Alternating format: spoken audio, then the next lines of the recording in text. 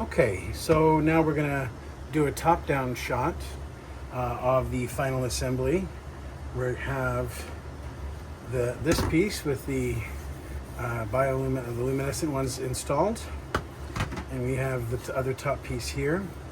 We learned from our previous examples that because we flip this over to make a complete Tron disc, what we need to do is we need to make the hole for the switch bigger on this side in order to be able to make it fit. And we learned yesterday that the best way to do that is to take a chunk out of here to make the switch fit. I forget, how did we chop that out? We just chopped an angle out of it. Okay. So I'm going to chop in here an angle.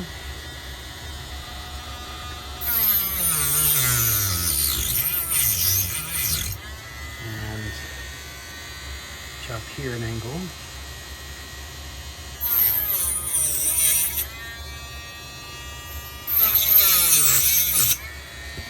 And then chop the opposite 90. Opposite 90 in. And here too.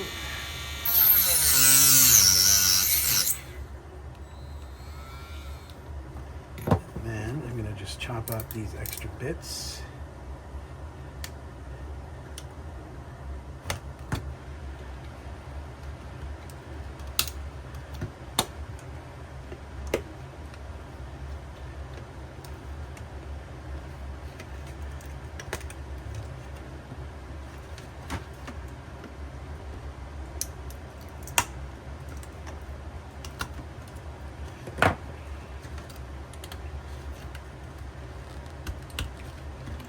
Because it's plastic, the 3D print, it's not that difficult to work post print if need be, which is good.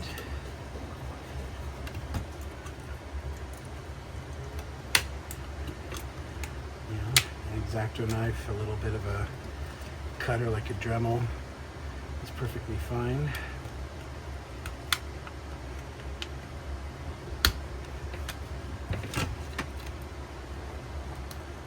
Once this hole is made, because this is a bit sturdier, once that hole is made, then the switch will fit just fine, which is what we want.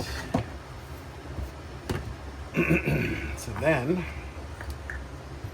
I can take my LEDs. So this is just a 9-volt battery connector wired together with a little contact switch, a click on, click off contact switch, and then the two LEDs. One of them is shorter than the other, that's the inside one.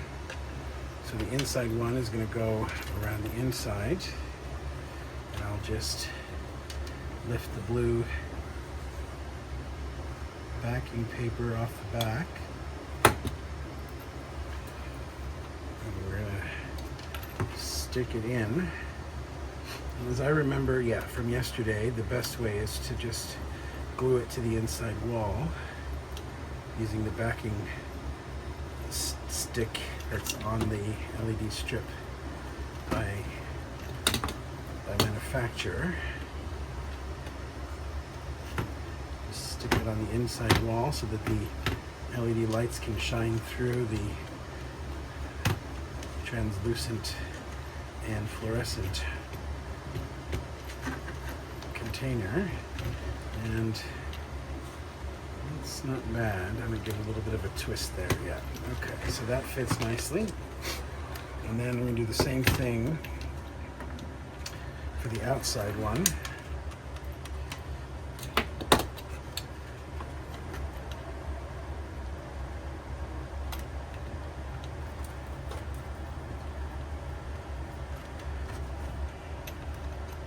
Start on the edge and glue it around.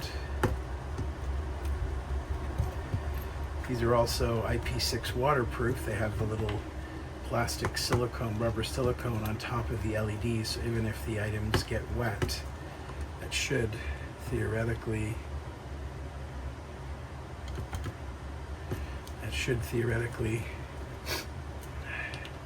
keep them working even if they get a little damp, which is good.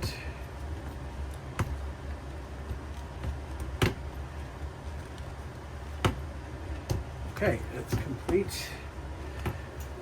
Then we have the battery, rechargeable 9-volt with a little pigtail that I got specifically to allow us to recharge it without having to pull the unit apart.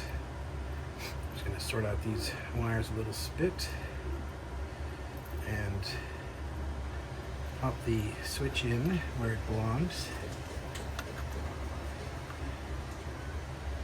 Oh, I did it the other way. That's okay.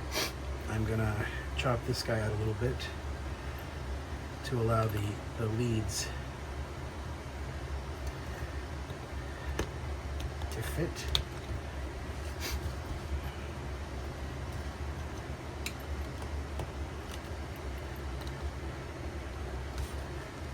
These just require a little space, so I'm not going to use the Dremel for that. Like that. You can see it's quite easy to work with the 3D print.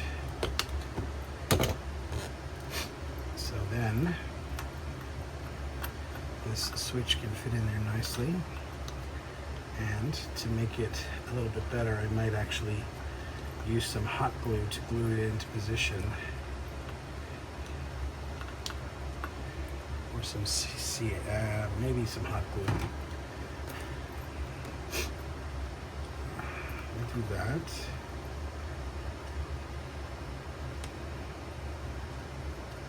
Is that all the way down to the bottom? Yeah, it is. It's touching. That's good. And we'll hook up the battery. Ta-da! Because the light's on, obviously. The switch is in the on position. I'm going to do it this way so that the connectors are up. There's the switch. And this guy is going to spin around so that this little bend in here holds it tight, and there's space for the USB connector.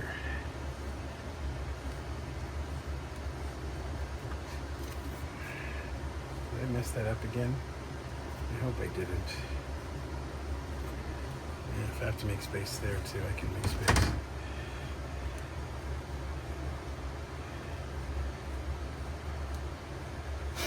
And wrap it this way instead, so that it's not in the way of the switch.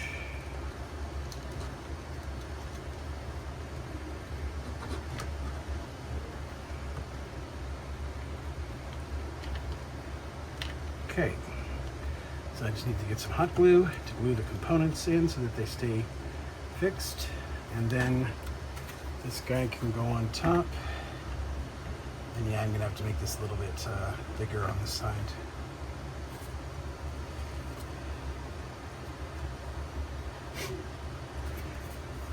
This guy a bit bigger.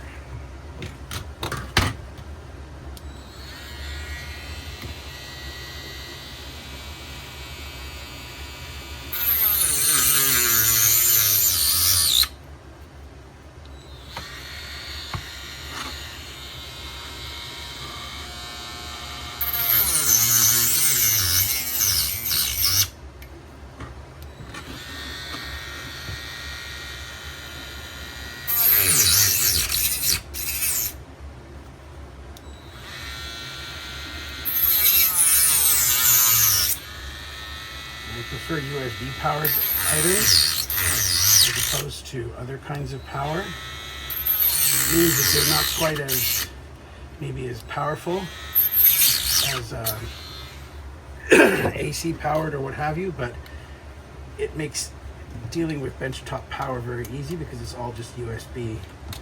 And I have USB battery packs, battery banks that I use for traveling that I can use at my workshop.